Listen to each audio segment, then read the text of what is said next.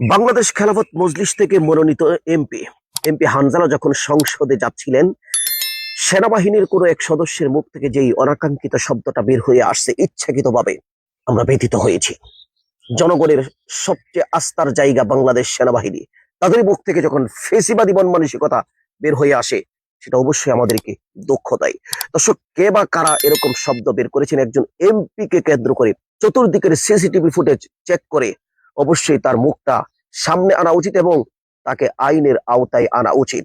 কেন তিনি একজন এমপি কে নিয়ে এরকম বাজে মন্তব্য করবে? দর্শক, মাহফুজুর রহমান মারুফ ভাই চমৎকার একটি জাগরণী সঙ্গীত গেয়েছেন। সঙ্গীতটি কমেন্টে দিয়ে দিলাম, এখানেও আমি দিচ্ছি। ভিডিওটা ভালো লাগলে শেয়ার করে দিবেন। চলুন ভিডিওটা তুলে ধরি। পাগড়ি দেখে সহ্য হয় না, জঙ্গি বলে এমপিকে। ওই শুয়োরের মুখটা প্রকাশ করতে হবে জাতিকে।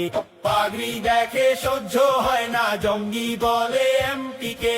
ওই শুয়োরের মুখটা প্রকাশ করতে হবে জাতিকে। পাগড়ি দেখে সহ্য হয় না, জঙ্গি বলে এমপিকে। ওই শুয়োরের মুখটা প্রকাশ করতে হবে জাতিকে। মহান পেশায় থেকেও যারা লালন করে ফেসিবাদ, ওই শালাদের খতম করে করতে হবে ফের আজাদ। ঐক্যবদ্ধ থাকতে হবে করতে রক্ষা দেশটাকে। ওই শুয়োরের মুখটা প্রকাশ করতে হবে জাতিকে। পাগড়ি দেখে সহ্য হয় না, জঙ্গি বলে এমপিকে। ওই শুয়োরের মুখটা প্রকাশ করতে হবে জাতিকে।